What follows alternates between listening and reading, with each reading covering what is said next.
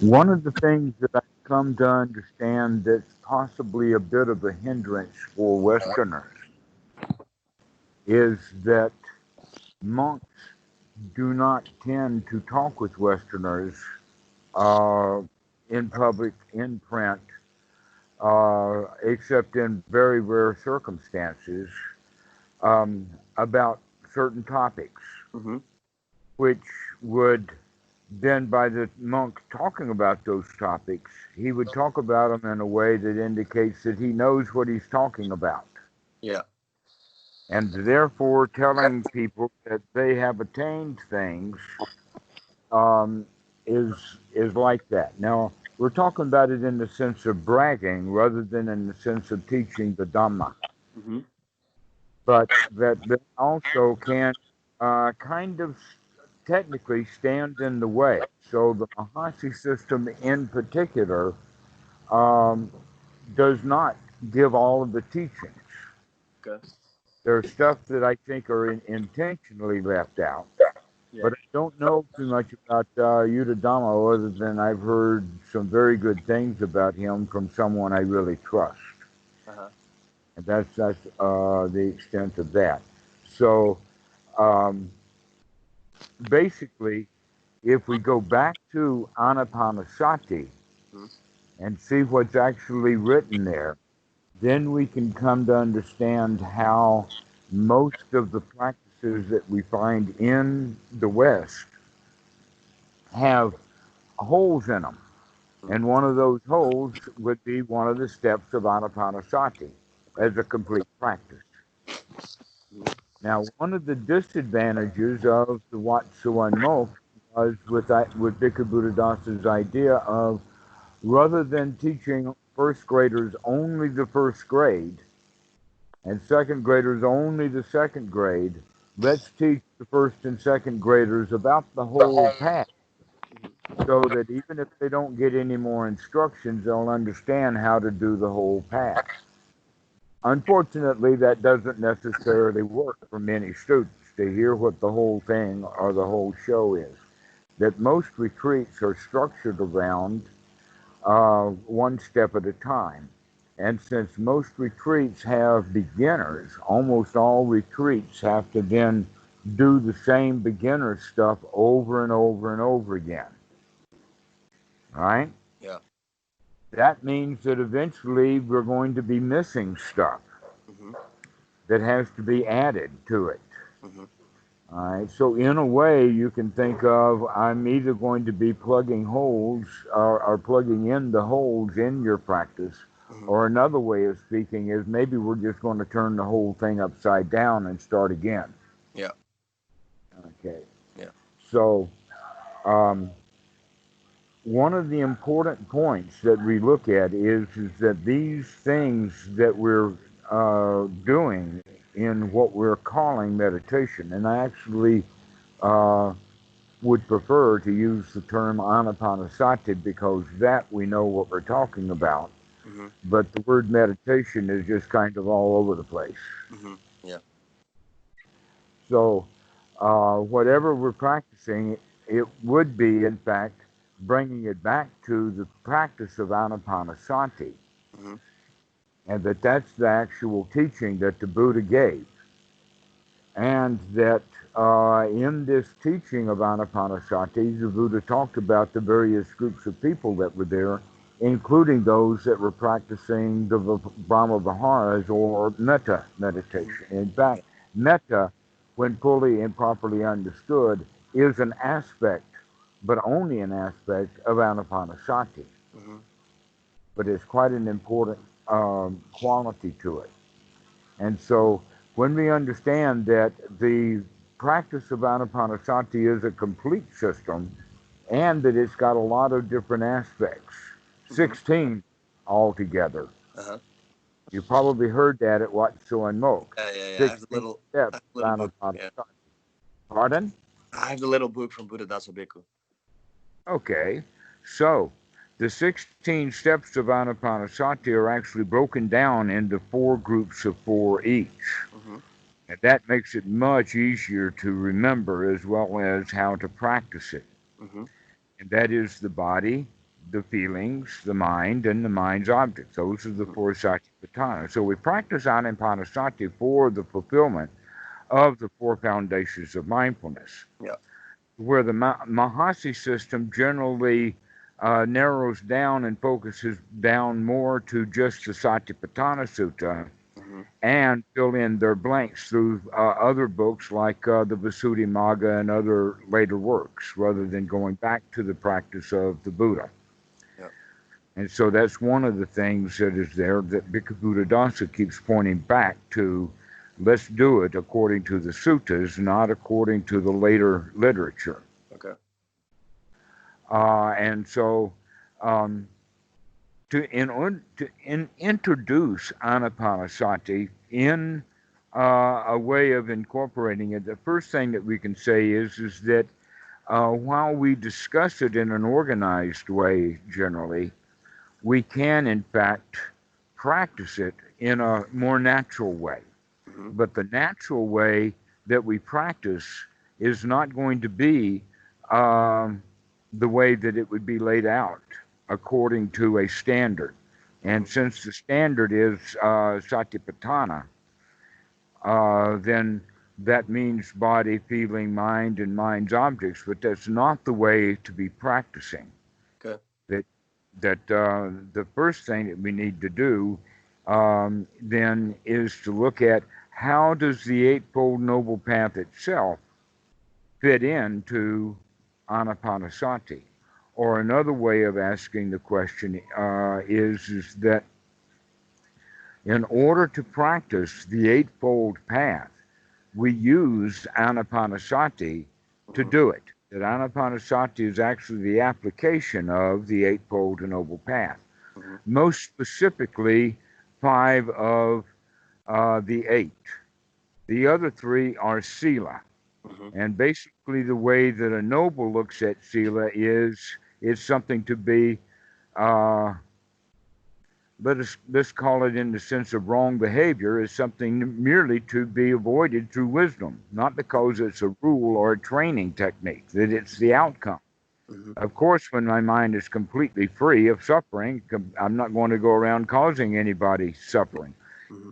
If I don't want anything, then I'm not going to steal anything. Yeah. If I'm not angry at anybody, I'm not going to hurt anybody. Uh-huh. Right? And so if that's the way that we really want to see the Sila part of the Eightfold Noble Path.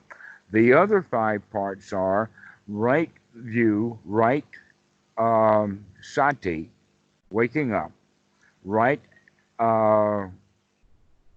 effort.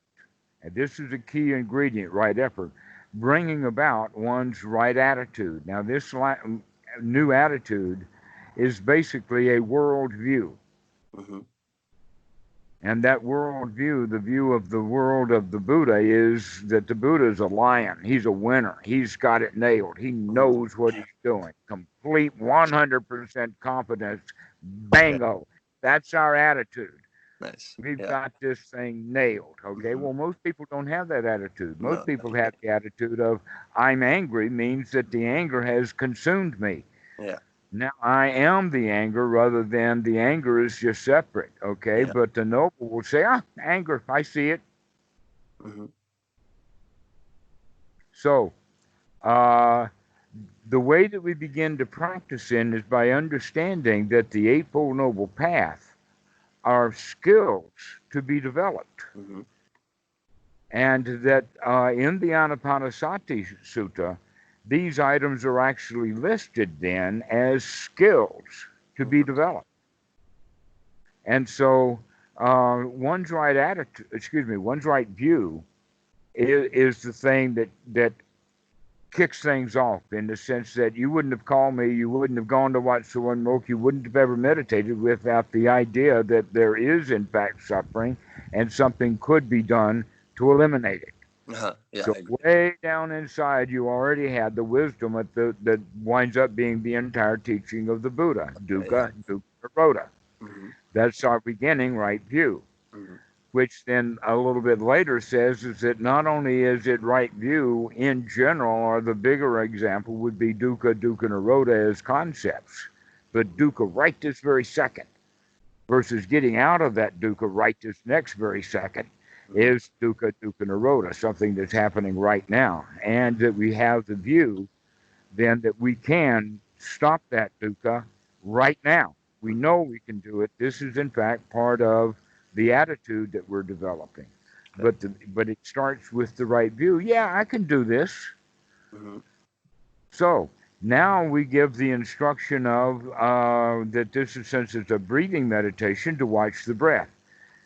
And then the mind wanders away from the breath, right? That happens to every student. And then eventually, hopefully within the next hour, they're going to figure out that the mind has, in fact, wandered away from the breath. They're not watching the breath, and they kind of do a bit of a wake-up. Yeah. That wake-up is sati. The question is, how much wake-up? It's not just an on or an off switch, but it's more like a rheostat or a volume control kind of thing. I'll give you the example that when you wake up in the morning, like almost everyone,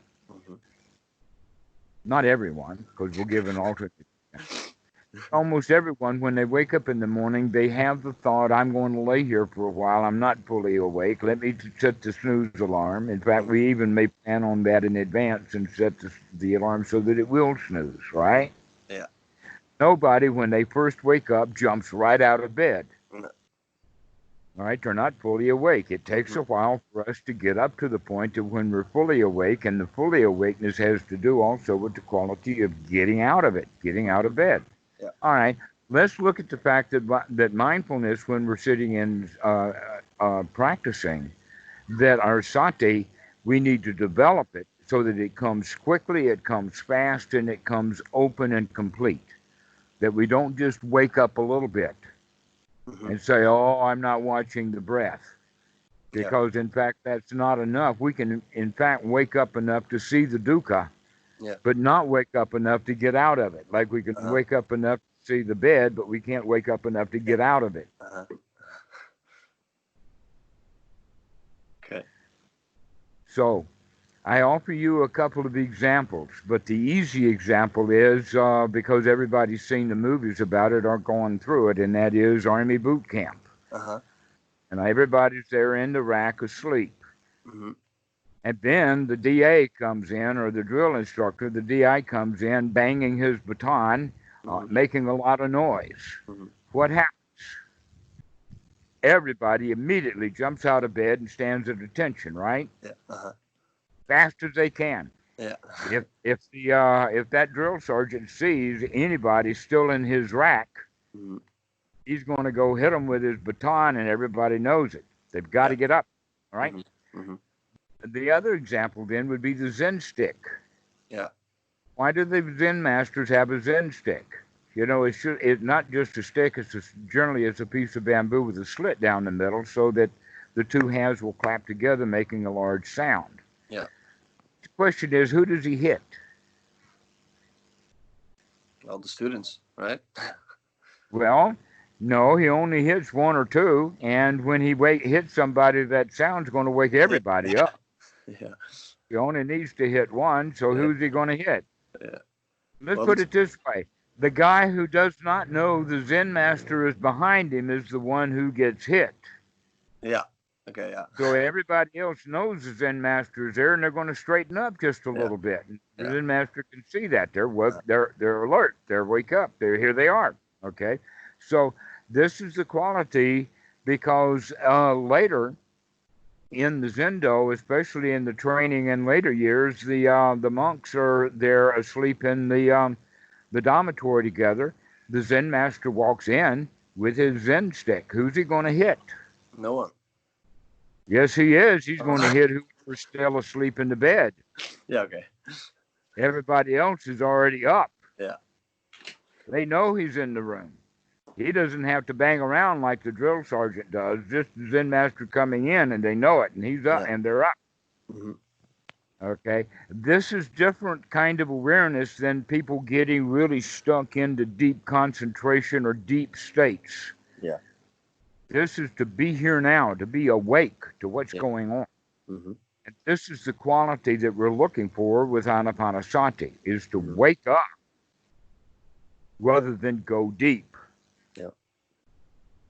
If you can get that point, then we can make real progress. Yeah. Yeah, that is a hard thing, because sometimes there's some expectation of, at some point, I don't know, some deep state, right? Something special. Hmm. Um, I know that's something you shouldn't think about too much, but it can be hard to. Well, sometimes it would make seem that such an experience would make it all Can you worth it. come a little closer to the Yeah, microphone? yeah. Like sometimes such an like a deep experience would seem like it would be all worth it, right? Like, yeah, I've been practicing for quite a while now. Not much is happening, and then sometimes you, I don't know, seek after these deeper states, which I know is not very wholesome, but it's hard not to do. Generally, the deeper states, the students will mistake for Hmm. jhana Yeah, and call it that. yeah. However, what these deep states that students are going in, if they don't do the first jhana correctly and gather up all the factors of the first jhana, Yeah. then when they go into these deeper states, that's not actually the second and the third and the fourth jhana, that these Hmm. things have very specific uses and terms for them. But Yeah. going deep is what everybody thinks is jhana, and it Hmm. generally is something like jhana, it just doesn't have all the factors. Okay. Hmm. That things are not collected together yet. Yeah. That in fact the word concentration that's often used in English language is not a good translation of the word samadhi. Hmm. Samadhi actually means to collect things together Okay. rather than concentrate. An Hmm. example of that is frozen orange juice concentrate.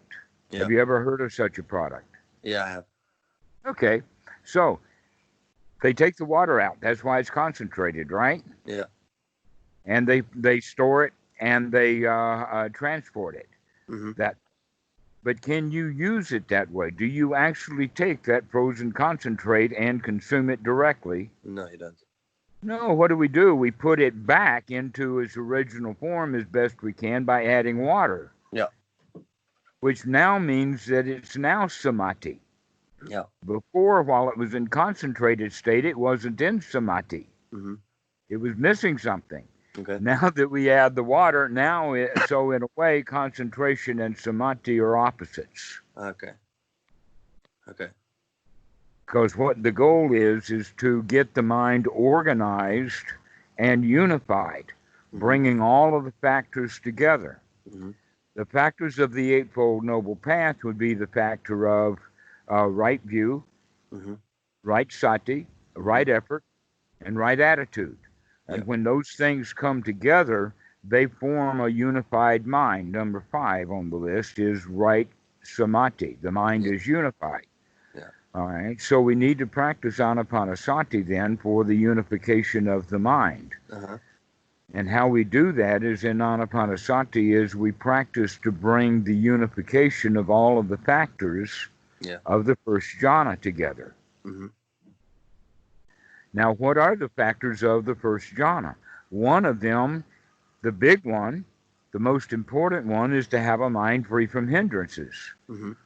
In fact, almost by itself, but not quite, almost by itself, having a mind that's free from hindrances is the goal. Yeah. Just have all of the crap out.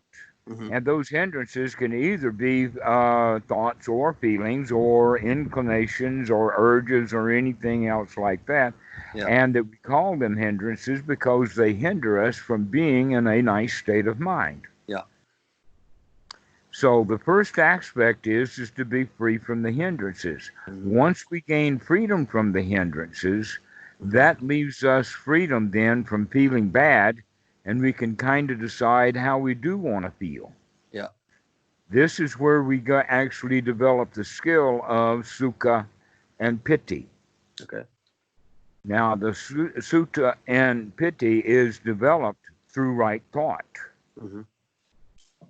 And right thought then would be having the kind of thoughts that would take us into satisfaction and into joy. Hmm. right? Yeah. So the kind of thoughts that we have are distinct from the kind of thoughts that are hindering thoughts.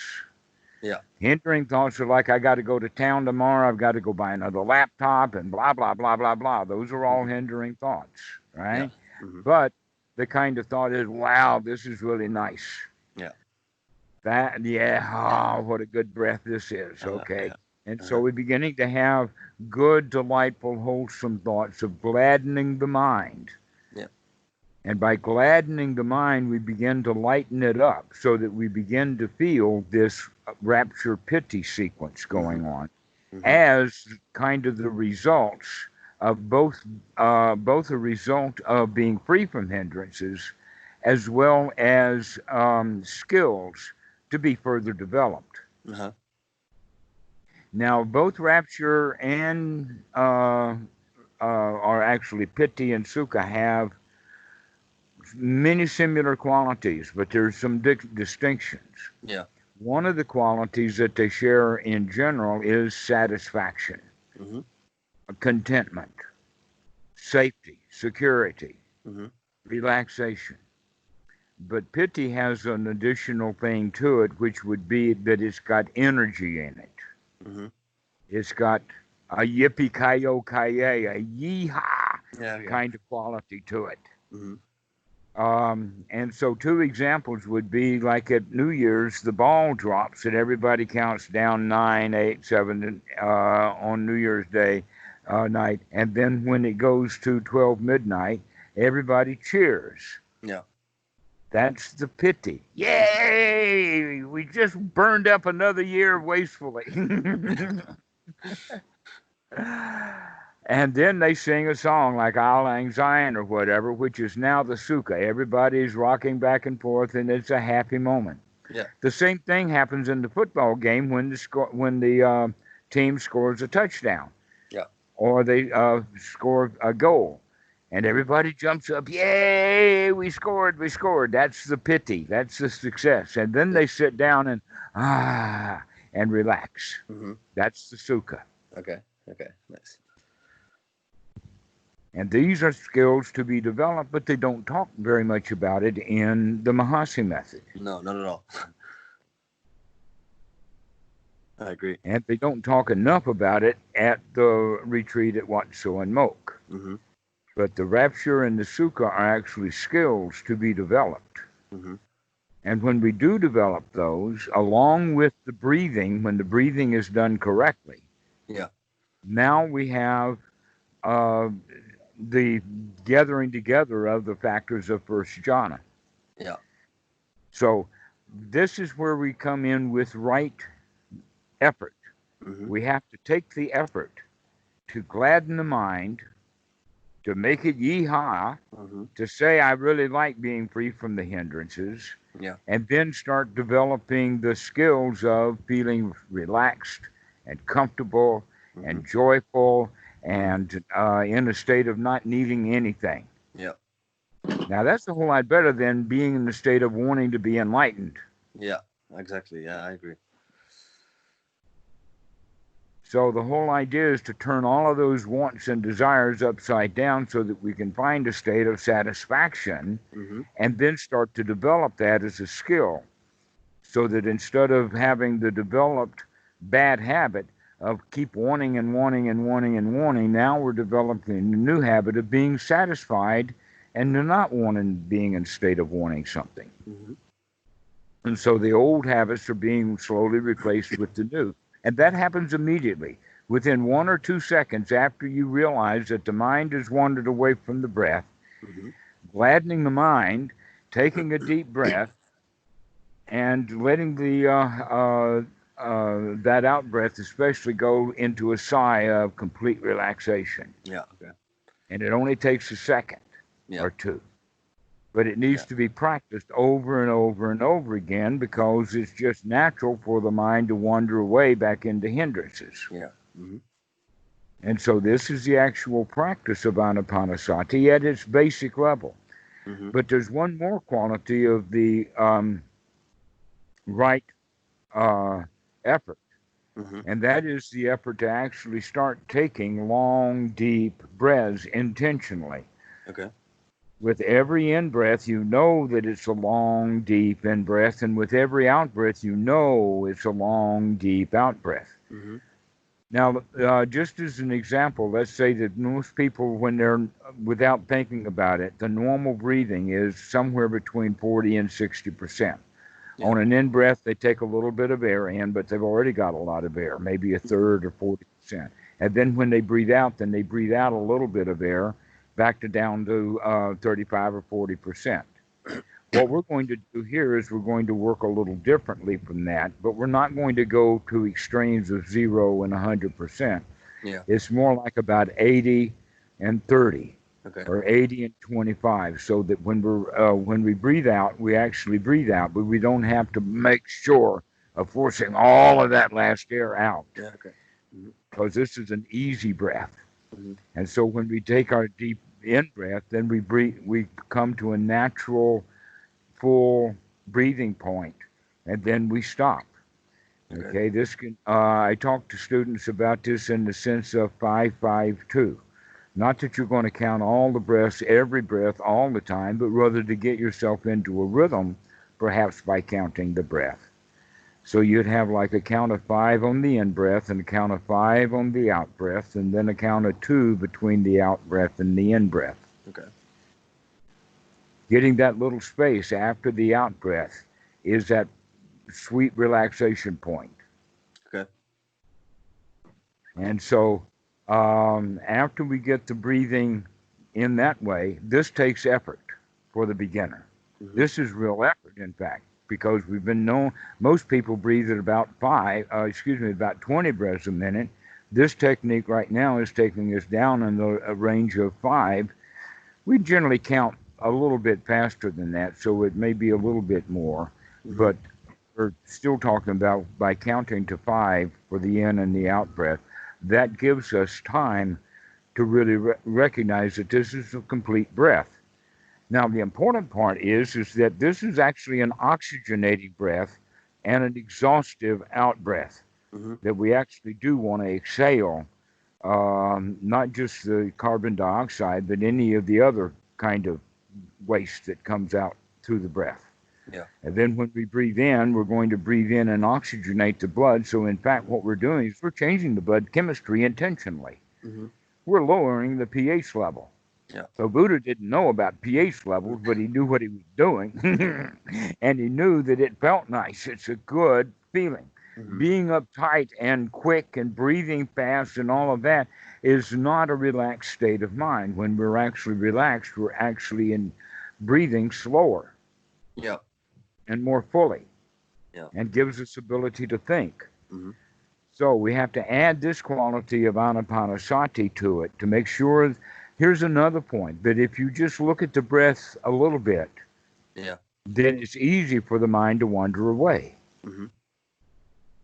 But if we're intentionally making sure that this is a long, deep breath and a long out breath, then there's Mm-hmm. 2 points of sati that come into there. That Yeah. wakey, wakey in breath, coming in, big, long, deep one. Wakey, wakey out breath, time to wake up and do a long, neat out breath. So that sati becomes quite powerful. Yeah. And the mind doesn't generally wander away. We have a much better chance of keeping the mind, we'll use words like focused and clear. Yeah. But more than that, this oxygen actually helps to energize the mind and gives it more oxygen so that it is actually not so drowsy. We Yeah. actually wake up. We Mm-hmm. become tingly alive. Mm-hmm. And now the mind is really fit for work. Yeah. Okay, with the mind fit for work, this is a term Bhikkhu Buddhadasa uses. A mind fit for work is actually in the suttas would be referred to as applied and sustained thought. Mm-hmm. To be able to apply the mind and to sustain it. Where? On something wholesome. To keep the mind in wholesome places. Uh-huh. And when we forget, then never mind, bring our mind back into wholesome places, take a deep breath, become satisfied, and start to practice being in a wholesome state Yeah. as long as we can. Mm-hmm. This is the basic practice. Mm-hmm.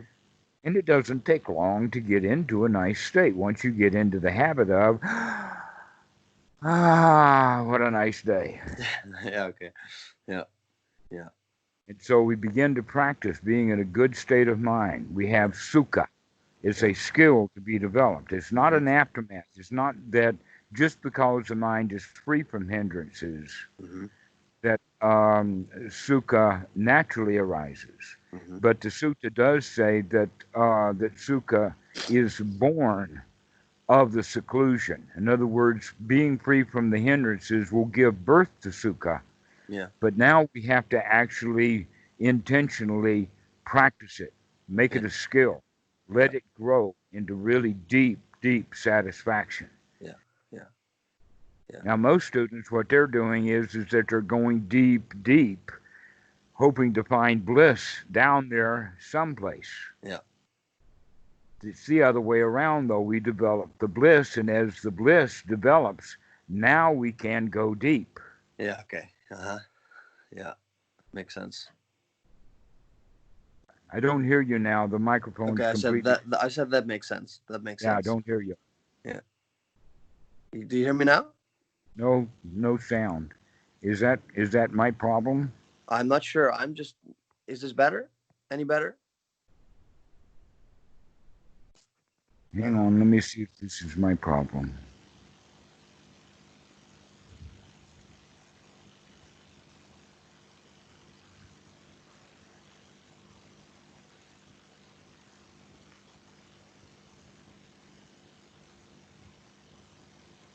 I'll just keep talking. You let me know if you hear me.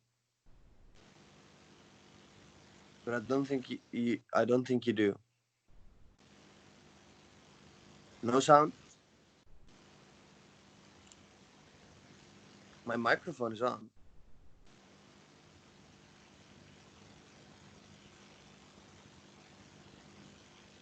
I don't know.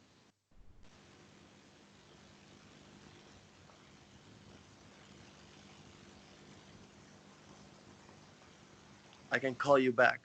Try again. Can you hear me? Yeah. Mm-hmm. Okay. All right, I can't hear you at all. And I'm trying to test my sound.